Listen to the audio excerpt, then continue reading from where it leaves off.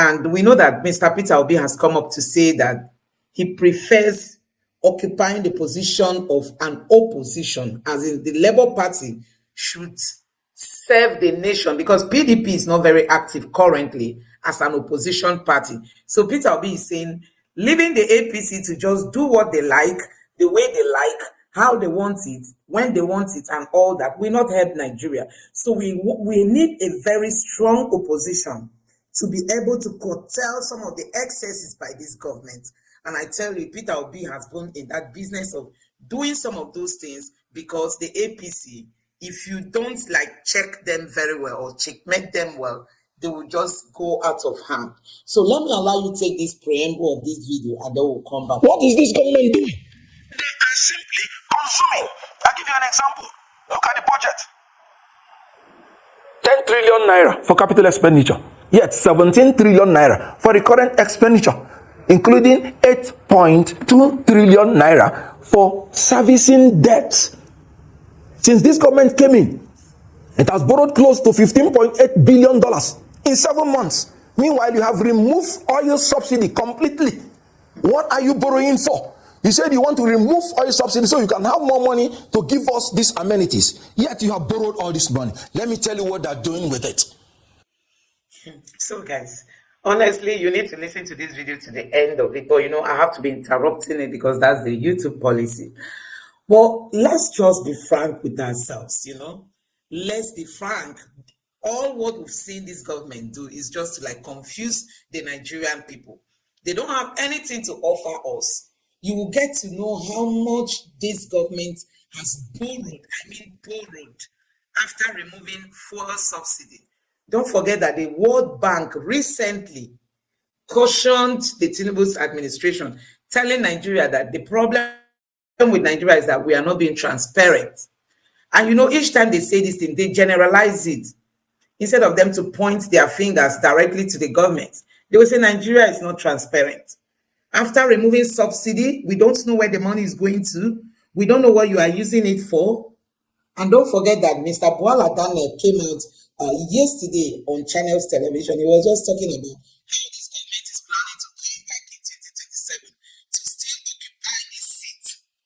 And Kenneth Okonkwo equally said Nigerians are going to be hungry in the next 4 years. Thank God we have spent 7 months already. So we should be looking at 3 years and 3 months. Nigerians are going to be hungry because the Naira is not going to get better. And nothing, as in companies are living in their droves. Many companies that are supposed to employ Nigerians are leaving. The Naira value is going down every day. These companies can no longer, effectively work. They can't even compete. And some of them might be wondering, why did they even leave their homeland to come to a place like Nigeria to come and start doing business? Because we've had leadership problem from the beginning. So let me just allow you to take a look at this video, and we'll come back to other topics that we've got to cover. Tackling the security situation of Nigeria is very easy because it has criminal dimension, ethnic dimension, religious dimension, and political dimension. Whoever wants to solve the security problem of Nigeria must be blind to ethnicity, to religion, and to politics. It is only when you're blind, like that blind woman of justice, blinded and carrying the sword, that you can effectively cut off the heads of all these people that are trying to destroy Nigeria. It is political because some of these people actually sponsor political parties and sponsor candidates in order that when they start perpetrating their insecurity on Nigeria, that such political people will look the other way. It is ethnic and religious in the sense that when those people come, they wouldn't want to invade the places that share the same ethnicity and religion with them so that they won't be blackmailed. But the foundation of the insecurity is purely criminal. It is the quest for resources. It is the quest for land. People from the desert area, naturally, when they are lacking because of the non-fertility of their soil, they start moving south, and they want to, whether by good means or bad means, they want to take over the fertile land or be accommodated. And when they want to get it through peaceful means, and people do not want to let out the ancestral land, they will use other means, including force, to take over the land and resources. So the foundation of insecurity, whether you call it settler, indigene clash, or headers farmers clash, is economic. It is criminal acquisition of resources and of land. So if you are going to be able to tackle it as a leader, then you must be blind to politics, blind to religion, blind to ethnicity, because these things combine in making sure the insecurity is intractable. These governments don't have it. You can. So guys, one keeps wondering, why is there no political will in addressing these insecurity issues? Because we saw it even before now, during the time of Buhari. Some of us thought Buhari was trying to protect the Fulanis. Why is it that this current administration has not really taken a very tough stance in terms of fighting insecurity? For me, if I was to say, I would say that that should be an area any government that comes into place after Buhari's administration should first of all focus. I mean, tackling insecurity, because we know the bad image insecurity has given to Nigeria. We know all sorts of things that Nigerians are going through. You know, you will just get to somewhere somebody will just ask you. Somebody has once asked me if just as if I'm a member of Boko Haram, something like that, because he asked me, where are you from? I said, I'm in Nigeria. He said, Boko Haram. So they generalize it. They make it to like seem as if once you are in Nigeria and you are eating and whining, dining with those bad guys. And we thought maybe this should be what any serious government should really go after. But why is it that so many of them are not interested in arresting this situation? Let me allow you just take a look at this video. Is virtually senile, and another person that has been associated on several occasions with funding terrorism. That is Kasim Shatima. Kasim Shatima, we should not forget Kabiru Sokoto. Kabiru Sokoto was one of the most wanted terrorists, and he was found and arrested in his house. Let us understand and let us not forget, this terrorism, this banditry, this carnage is not just happening by mistake. It's a multi-billion-dollar industry. A multi-billion dollar industry, because it takes a lot of money on defense budget. It has a lot to do with the sale of drugs. It has a lot to do with mining and illegal bunkering and illegal and illicit mining. And look at the areas that are generally affected by this. Take the northeast, for instance. In the northeast, you have the blue diamond. That is a strategic mineral. You have oil at the Chad Basin that is being explored right now, but illegally. You have Zamfara. If you go to Zamfara, Zamfara has more gold than Ghana. Zamfara's gold is being traded in Dubai and other parts of the country. There is a market called Nigerian gold in Dubai. Go and check. So who is doing this mining? Most times they are the governors, the people in power. God, Nigerians, this is powerful. This is strong. I mean, does it mean that our government is aware of these bad guys in town and they don't want to do anything? You need to go to Zamfara State and go and see where they are mining as if tomorrow is not coming. They are mining as if the world is coming to an end. People are busy doing all sorts of things, and we've heard that some of these bad guys, they are involved in all this mining. And then politicians, oh my God, there are a lot to this. And that is why you heard Kenneth Okonkwo said, whosoever wants to fight this insecurity issue must be blind to religion, to tribe, to whatever, ethnicity and all that. You just have to come and do your job. Why is it that the government of Tinubu has not taken the stance of ending insecurity in Nigeria? You heard this woman say that Shetima, who is now the vice president, he knows much about the bad guys in the bush, I mean the bandits. And she mentioned that one of the terrorists that was being looked for was found in his house. You can imagine. And these are the people who are controlling the affairs of Nigeria. How then do we stop this? Why are we having all these issues? Let me go back to Kenneth Okonkwo because he has got so much to say. They cannot even commiserate. They have not even commiserated going to Plateau to empathize with them. And I'm talking about the president.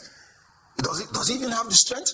Obi has been there. Obi has been in Tundu, Obiri. Obi has been everywhere empathizing because he's a man of compassion with Nigerians. So this is the man who is providing the opposition, solving Nigerians' economic problem. Very easy. He has told you. He talks of Peter Obi. I want to equally use this opportunity to share with you guys that he was in Ibadan, to like meet with the ex-governor of Ondo State, the wife who recently lost her husband. Also, Peter Obi was in one of the prisons in Anambra State. He met with children with special needs, and also he went to one of the IDP camps in Plateau State to meet with those who are displaced, by these bandits in the bush. So Peter Obi has been everywhere. So that's why when he said everywhere, I added everywhere. He has just been going around. We know that is his nature, especially during festive periods like this. Peter Obi does not just go home, stay, eat and wine, dine with the wife and the family and all that. No, he uses that period, to meet with people he feels think that Nigeria has forgotten them. People who have lost hope on this country. Peter Obi reaches out to them and he gives them hope. And that is just what leadership is all about. You need to see the picture he took with those special needs children. Children, some of them are autistic and their situation is very bad. You need to see where they are sleeping. Some of them were even lying on the floor. These are people that Nigeria does not even capture. The government does not they are not in the budget. We've seen all this budget. Recently, the president has signed the budget, But you see that this budget just favors the elite, them, the big people. It is them it favors. As for the ordinary man, you need to see these people that Mr. Peter, just watching the pictures alone, possibly before the end of this program, I may capture some of those pictures and share with you. You will see that people like this, they don't even know if Nigeria still exists or not, because all hope on this country is lost. And the government does not capture people like them. But Peter Obi reaches out to them. He has gone to prison. You need to go to places like that to see how Nigerians are languishing. There are people who have gone in jail for like 4 years, 5 years or more. They've not even been tried for once. Their files have not even come up for once, not to talk of them pleading guilty or not. That is the nature of country we are. And this government has come in, they've just focused on borrowing, despite the removal of subsidy. Where are they keeping the Nigerian people's money? Don't forget that we don't have money in the bank. You go to the bank, you'll be told there is no money. One keeps wondering, who is hoarding the money then? The central bank governor came out to say that people are hoarding Naira. And I keep wondering, who is holding the Naira? Is it the politicians? Is it against 2020, ahead of 28-27 election that they are doing this? Who is holding this money? That the ordinary masses cannot even address their own issues by going to the bank, getting money to solve their personal problems. That is Nigeria. This is from consumption to production. What is this government doing? They are simply consuming. I'll give you an example. Look at the budget. 10 trillion naira for capital expenditure, yet 17 trillion naira for recurrent expenditure, including 8.2 trillion naira for servicing debt. Since this government came in, it has borrowed close to $15.8 billion in 7 months. Meanwhile, you have removed oil subsidy completely.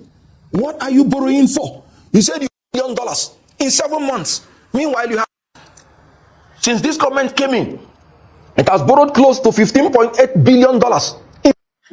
Nigerians, $15.8 billion. That's a big amount of money. Don't forget that Buhari heaped his own debts before leaving office. This government now, in less than a year, almost $16 billion borrowed. And they keep telling us we don't have money. We met a bankrupt Nigeria. We met a bankrupt account. We didn't meet anything on ground. Peter Obi challenged the Tinubu's presidency. Tell us what you met on ground. Tell us how much you met. Until today, they've not come out to open up to Nigeria. They only tell us that, oh, we met a bankrupt Nigeria. We met a rough system. That's just the excuses. But tell Nigerians exactly how much Buhari left for you. They've not come out to say anything. And you can see how much they've borrowed in less than 1 year. In dollars, we are talking about billions, not even 1 billion. $15.8 billion borrowed already. Not that is external borrowing. No. We are not talking about the one that the CBN has been giving to this government. The other day, I captured 4 point something trillion borrowed from the CBN under this current administration. So who knows how much they must have borrowed internally, if we are to sum everything up. That is Nigeria for you. 7 months. Meanwhile, you have removed oil subsidy completely. What are you borrowing for? You said you want to remove oil subsidy so you can have more money to give us these amenities. Yet you have borrowed all this money. Let me tell you what they're doing with it. 5 billion naira to give the first lady to eat. Nothing else. Because she doesn't have any constitutional duty or function. Then 20 billion naira to give chief of staff. They said to renovate his house. 15 billion naira to renovate the VP's house. This will cost Nigeria about 110 million naira every day for the next 1 year.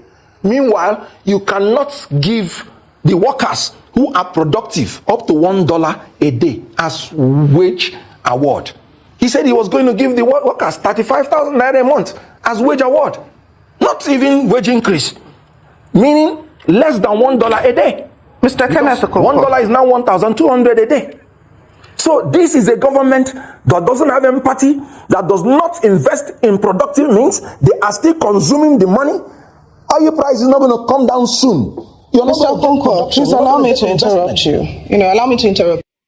So guys, before I allow you to listen to what this lady has got to say, analysts have painted some ugly picture about Nigeria, especially in this year, 2024. They are like saying that there's nothing much to say about our economy getting better because there are no plans on ground and no policies being rolled out to give hope to Nigerians that maybe before the first quarter of the year or before even the second quarter of the year things will start turning around. We've not got that. And let me allow you to listen to this video because some people are even saying that it will get to a point that this government will go to borrow. No government of the world, no organization will be willing to give them money because they don't even know what they are doing with the money. You heard what Kenneth Okonkwo said.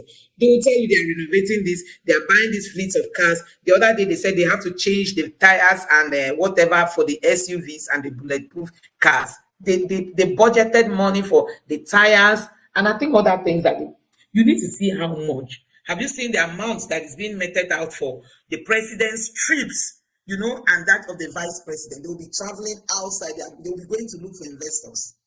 They will be going to look for investors, forgetting that what is even driving investors farther away from Nigeria is this insecurity is part of it. Nobody is talking about addressing the insecurity. And when we have a situation where the vice president of Nigeria is being linked with bandits or terrorists, whatever you call it, you can imagine how much damage alone that is already causing Nigeria. You can imagine that. That is the nation we have. Just take a look at this and we'll come back to it. We need to deal with corrupt issues, attitude to work, attitude to everything, to bring in foreign direct investment. You see, when you go outside and you talk to foreign investors, maybe you talk to presidents or whoever, as soon as you leave the room, they will sit down to have their own meeting. That's how investment works. It's like applying for a bank loan. As soon as you walk out of the door, the credit committee will sit down to have their own meeting. As to, what's this application? What do you gentlemen think? What is his balance sheet here? Does he have, how much does he deposit in this bank in the first place? If my deposits in the bank is almost a sub-zero and Bosin is here to ask for $1 billion, $1 billion, they're going to say, he doesn't even have deposit here to start with very well. What are his business? They're going to start scrutinizing your credit application, loan application in your absence. So as soon as Mr. President leaves with his entourage, those countries will sit down with their presidents and the private sector to review Nigeria in our absence. So what they think about us, the assessments in our absence is what matters, not what goes on television. At all. So the decision is not made through those handshakes. Decisions are made after those handshakes to say what are the realities on ground in Nigeria. Mr. President of that country, his minister, they've spoken, we've heard them. Now what do you decide? So they're looking for. So guys, when INEC declared its president to have won the election, we saw that he traveled to France and his spokespeople were telling us that he has gone to look for investors, that he was already discussing with Nigerians and with other foreign investors, to come into Nigeria, to come and invest. That has been the narrative, even when he hasn't assumed office. They kept fooling us. And sometimes they show us photos that he has signed this, he has signed that with this country, that they are going to be coming to Nigeria. They want to. See, you heard what this man said. Don't be carried away by all those media photos that you see. The handshakes, those signing of signatures that they will exchange, and then they will take photos. You see them shaking hands and showing us photos, and then Nigerians will be carried. You know, we are easily carried away. Nigerians, do you know that's the biggest problem we have? We are easily carried away. Some people have even forgotten what happened maybe during the election. We have just moved on. That's another weak point that we as a people we have. They will show us photos and will tell us that they've signed this contract. They've signed this contract. Okay, tell me all those contracts that we've heard they signed. Which of them is being implemented today? This analyst has just reviewed the whole thing. He said, it's not those photos. The real review comes after those photos. When the president of your country has left, has gone back to your country, boasting that he's bringing in investors. That is the time those people will even sit down to like review the agreement and ask themselves. It's not a one man's decision. They will sit on a round table and talk to themselves and ask themselves, does it worth going into this country to go and invest? They want to check the in and out of that country.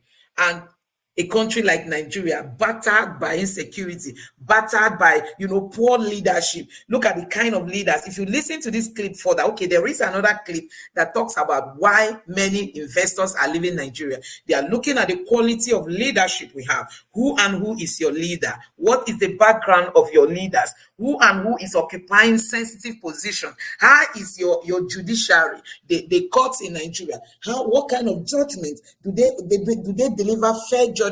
Do they give what the people expect from them in terms of the kind of judgment and them carrying the constitution along? These are some of the things that people look at before coming into a country. But ranking Nigeria in terms of all these things, we rank 0. So you heard him saying it's not a matter of, Tinubu is in France, he's in Dubai, he's like bringing investors to come. Last time he went to Dubai and they were even telling us, the visa ban on Nigerians have been lifted up. That Nigerians can now go to Dubai, anyhow and still come back to the country without having all these visa issues. Only for them to come out to denounce that there wasn't anything like that. But the APC government would like to always paint the wrong picture. And that is what he's telling us. With the kind of leadership we have on ground, it might even be impossible to get loans, I think going forward. And in making people to come into the country to come invest is another challenge that Nigeria is going to be facing. The wife. Now you guys are dispatchers, whatever. The first thing is that you come, you bring palm wine or whatever. I'm not going there. I just okay. I'll take that back. But again, the decision is made to either give you the girl or not after the suitor's family had left. What do you think? Discussing marriage. Economic issues. The in-house. So what he was trying to say is that, he said, even if you are going to marry, sometimes you go to the family of the lady and tell them that, you are interested in marrying their child or their daughter. When you've gone, the parents of that child might want to sit with maybe the kinsmen and all that, or maybe an inner caucus of the family to discuss, should we give our daughter's hand in this marriage or not? So sometimes decisions are taken behind after when you've left. That's just what he's trying to say. But that is what this government has failed to understand. They think by showing Nigerians photo on the social media that they've signed this contract, they've signed all the contract they've signed till today. We've not seen any being implemented, and that is where they are getting it wrong. Honestly, we need to have people who are credible, credible leaders. Nigerians, take note, because even this president is still eyeing 2027, despite all the controversies. Can you imagine having a president that has 3 dates of birth, whose schools you cannot really trace in terms of his primary school, his secondary school, even the university he attended? We were told, yes, there was Ebola Tinubu in this university. They don't know the person, but for the fact that he's the only one that bears that name that they know now, so that's why on that basis they say, yes, we know that Ebola Tinubu graduated from this university, but we can tell you guys for sure that certificate that was issued to INEC in the name of it came from the CSU, didn't come from us. So we have all this. Don't forget about the drug-related issues in the US. And in case you don't know, the FBI has equally dropped another file again recently. I think that was yesterday, as regards to the whole story. There are a lot. And these are some of the things that these world leaders want to know. They want to go and do some background check on who is the president, who is the CJN, who is handling the anti-corruption fight in Nigeria, and all that. They want to make some check, before bringing in their money, because the world, almost every country is struggling, but the rate at which Nigeria is struggling is alarming. That is why our own case is different. So let's continue with that of Kenneth. Sake of time, you've said quite a lot of things, but look at the three prominent political parties in Nigeria, and I'm talking about the APC, the PDP, the Labour Party. It shows a recycling of the same old crop of politicians with a sprinkle of a few hands, and it's quite clear that Nigerian politicians have no issues, with cross-carpeting at the drop of a hat. Now, this gives the impression that the parties and even the members, they lack ideology. They're not really interested in genuine nation building. It seems to be all about power, money, personal ambition. I don't know if this is an issue, that the Labour Party is willing to tackle, or it's not up for discussion. How do we change this narrative, when politicians just cross carpet at will, just to realize their ambition? I completely agree with you on that. And that is why I keep saying Peter Obi. And because that is the only person that. But Peter Obi left APGA as well. He left APGA, moved to the PDP, and from the PDP he moved to the Labour Party. So really, what is the outstanding difference between him and other politicians who have done the same? Good. Because moving from one party to the other is not what makes you to lack competence, character, or capacity. When you have in a country that is rated to be one of the most corrupt, you will discover that if you are in search of a new Nigeria, you will continue to move until you get that platform and that environment and the people around you that you can use to achieve that. I don't need to tell you that Obi might just be a lone wolf crying in the wilderness. Repent, repent, for a new Nigeria is possible. That is why you see him making those moves. It is not because he wants power or money. He has told you he is not desperate about being Nigerian president, and he has shown it. Even when INEC did all the abracadabra, you know what Obi say? Calm down. We wouldn't need to destroy the nation. We will get it at the right time. So he is moving because he's searching for the particular environment and platform where the people that he's going to lead will accept this new Nigeria, where men should not just that they shouldn't be corrupt, but they should be incorruptible. You can't get that in the traditional platform that is existing in Nigeria now. You cannot get it in PDP. You cannot get it in APC. I dare anybody that wants to confront what I'm saying. So I agree with you. The elected class now, even some from Labour Party, have not impressed me. They've not impressed Nigerians. Peter Obi has impressed me because I was inside the political room and I knew how he was carrying his life. And I knew that he meant it when he said, I would rather do the right thing and lose than doing the wrong thing and winning. So I agree with you. But please, if you watch what I'm saying, I keep talking about Peter Obi, New Nigeria. Because for now, he is the only politician I can tell you that can make these things possible. Look at what is happening in Nigeria today. So guys, honestly, Peter Obi is never a man to be, comparing him with this APC, PDP kind of politicians that we have today. Peter Obi has shown that, you can become a leader by following the due process. We all know why he left PDP. He left the PDP because of, before the primaries, the way money was changing hands, as in them using dollar to buy at the primaries level, as in it's not as if the real election. You just want to secure for you to be nominated or be given that platform by the party. You have to use dollars, not even Nigerian currency. We saw that level of influence. You yourself, as an ordinary person, looking at them, using money to influence the system.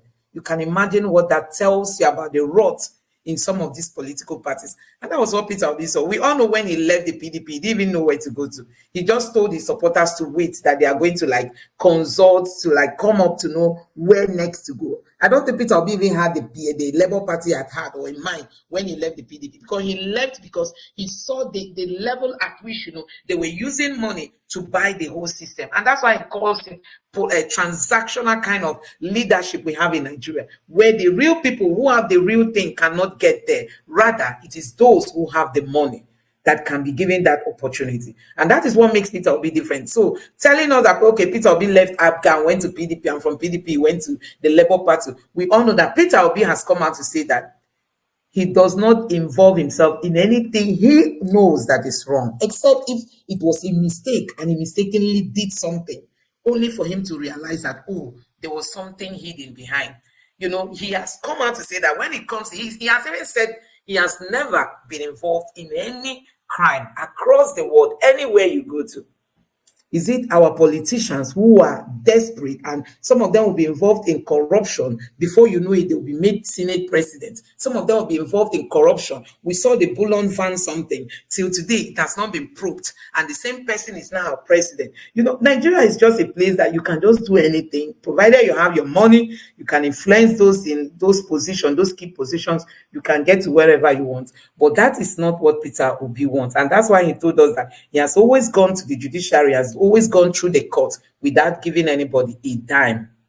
That is him. So, but he thought the judiciary we have today is the same judiciary we have back then when he contested for the post of the position of a governor. You know, he doesn't know that things have changed. We've seen the judge who just retired telling us of the rot, you know, in our judiciary, the kind of way they select who becomes who, and all kinds of things, you know. Once they see somebody who can really suit their interests, they are ready to sell the judgment that they are supposed to deliver in favor of a particular person. You say this is what we wanted to see? That our debt now is 88 trillion naira. And what are you spending it for? Nothing. Consumption. Buying SUVs, 100% imported, for 469 members of the National Assembly. And you are talking about job creation. You know, he said his 8 priority areas. You know, he mentioned it in the speech. National defense and security. He has failed on that. Job creation. He has failed on that. Look at it, macroeconomic stability. He has failed on that. He said he removed dual foreign exchange and wanted to make a single exchange. Are we not having the dual today? They are saying 800 naira official rate, and you have 1,200 naira. He has failed on that. You talk about investment environment optimization. He has failed on that. You talk about, this is his own 8th priority area. You talk about poverty reduction. He has failed on that. You talk about social security. He has failed on that. You talk about human capital development. He has failed on that. What else has he not failed on? Wole Soyinka had to go to his office and say, my friend, you have 1 year to deliver. He gave him some agenda. In Lagos State, his own town, Lagos Island, they were crying, we are hungry, we are hungry. So with profound respect, he has failed in the 8th priority area. 77 months of democracy is approaching 20% of your time. Well, but some people would say that 7 months, you know, is a little bit too short for you to judge if he has failed or not. Don't you think we have been a bit too hasty in judging him so harshly? You know, there's a proverb in my place that if you want to know how the thing of a big lady is, if you see the thing of a little lady, you will know. So, you know, if you want to know how the 4 years will be, you start from 7 months. In these 7 months, how has he worked hard to cut wastage? I just told you about 40 billion naira is going to go into consumption that will add no productivity to Nigeria. I just told you a man who said he wants to revamp the economy, revitalize the industrial sector, and yet you're buying 469 imported SUVs when you have products that are assembled in Nigeria that you could have bought to improve the productive capacity of these firms. So What else is he going to do differently? He has borrowed about 15.8 billion naira, billion dollars. When is he going to pay all this? He's spending 98% of the revenue servicing debts, and he's borrowing more. What else are you expecting? Let me tell you, people are going to be hungry for the next 4 years. Forget it. Because naira will not appreciate. The only secret in appreciating naira is what? There is no magic. Well, there you have it. Strong currency. Strong currency is predicated on strong economy. Strong economy presupposes an industrial productive base and a steady export market. All right, Kenneth, let me jump in here because we have expended our time.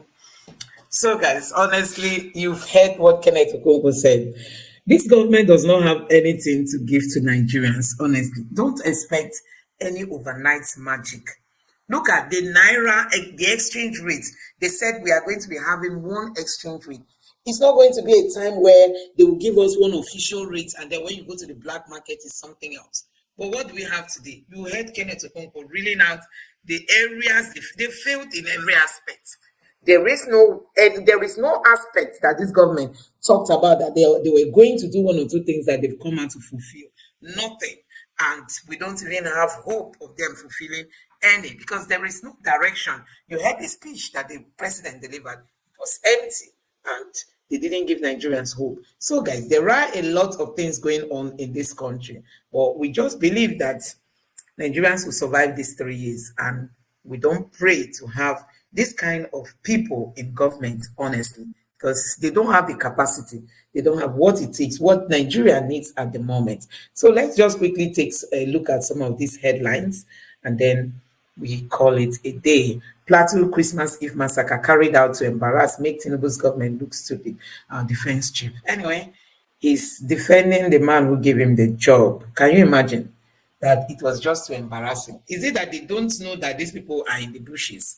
The same military have come out to tell us that, oh, why they've not dislodged these people is because the terrain is bad, as in where these guys are. And somebody was saying that a terrain that could be managed by bandits cannot be managed by the Nigerian military. So you can see why this government, we can't even trust them. We can't. This is coming from Niger State. Terrorists take over several communities in Niger State, set up toll gates, collect levies from farmers, residents. That is the Nigeria of today. So tell me which investor wants to see this now and quickly rush to Nigeria to come and make investments. And you know what? Sometimes when we talk about investors, we look at the white-skinned people. No, you should also be considering Nigerians. We have millions of Nigerians scattered across the globe, I mean outside Nigeria, who are willing to come home to contribute their own quota, but the fear, especially as regards to insecurity, is there. There is this man that was captured by one lady, who does YouTube videos. She talks about a man who retired from the United States and came home to come relax. One day he was just being driven by his driver into his compound, and just a strange bullet from nowhere, somebody just shot him dead. This one is not even the terrorist in the bush. This one is maybe possibly just an aged man who just came home to I've been working under the cold, under the winter and all that. Let me come home and relax and have time with my family and just retire in Nigeria. Only for him to come and his life was ended in his own country. And then you begin to tell me that when people hear stories like that, they want to come home. Because coming home means a lot. You are coming to invest. You are coming to start some businesses and employ, even if it's just 10 persons. You know how those things can easily boost our economy. But we have an environment where people are afraid. I was just discussing with somebody. They were like, many people from outside the country didn't visit home this December. Because people, the image being painted, even when it's not even as bad as it is, but once you see these headlines, you begin to panic. And we've seen someone who said, okay, I don't know, one of the politicians, I think that was Peter Obi, that said his doctor once told him, I don't know, let me not be mistaken, I don't know if it's exactly Peter Obi, but somebody said a doctor in Nigeria told him that his clients, each time he arrives in Nigeria, his blood pressure automatically rises. Can you imagine? Somebody is living outside the country, it's normal. But once he enters Nigeria and starts feeling sick, and if he gets to his doctor, he'll be told that his blood pressure just rose.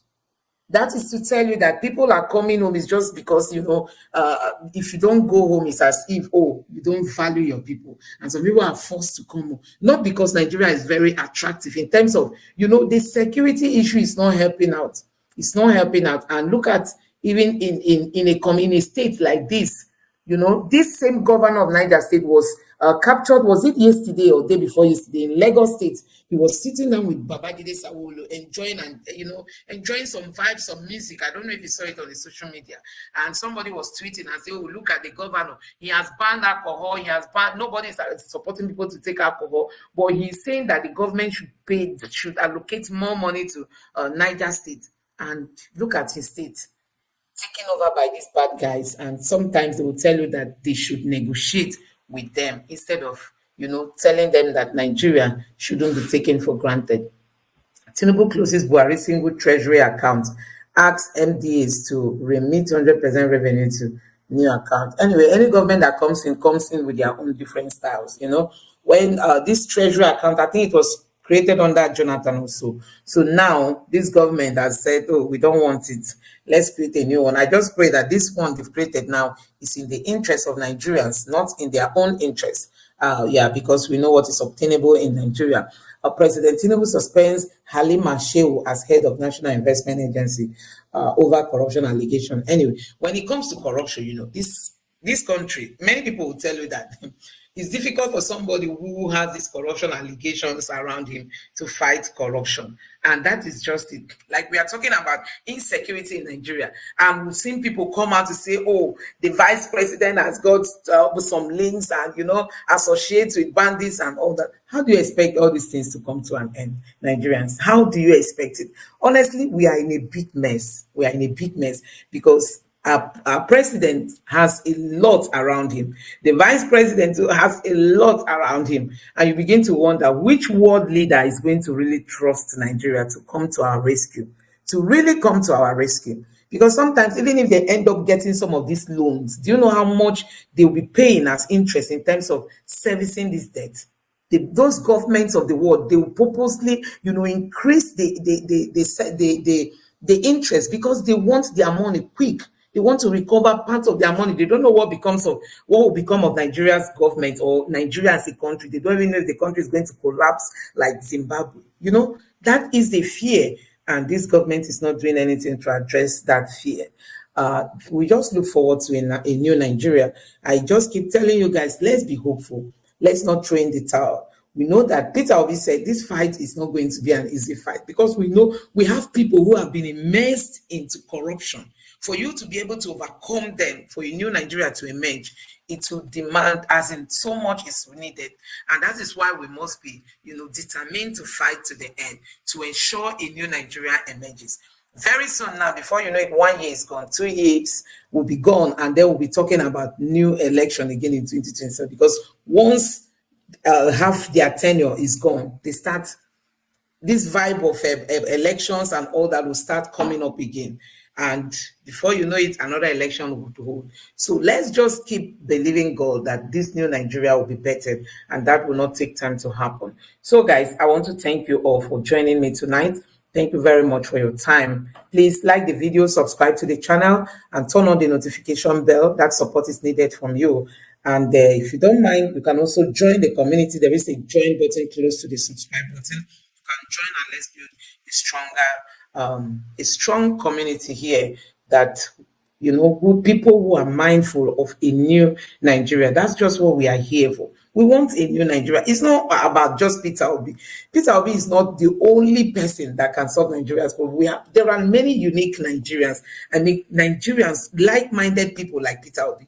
They are scattered across our country. So our duty is to talk to them. Those of them that are still in the APC, they are still in the PDP, but they are looking forward to a Nigeria without corruption, a Nigeria where an ordinary man will feel belong, because they are captured in the budget of the president. Because what we have today is a budget that captures the elite, not even the ordinary people. Are you not wondering why is this government not talking of relocating those in the IDP camp? Why are they not saying things like this? Why didn't we see it in the budget? Because it's going to cost a whole lot in relocating these people. Why is it that nobody's talking about so many Nigerians who are suffering? Look at this, the children with special needs that Peter Obi visit. You need to see where they are being kept. These are children, some of them, their parents have abandoned them because they are born with, some sort of disability and all that. Nobody is there to care for them. We don't even have good amenities for people who are normal in terms of health care, not to talk of people who have that level of challenges, and they are just left at the mercies of those managing such, will I call it an institution or what. So we just look forward to getting that kind of government that we all are dreaming of. We pray that God will make it come true, because that is our heart cry. So guys, thank you very much for your time. God bless you. Let's meet again tomorrow. Good night.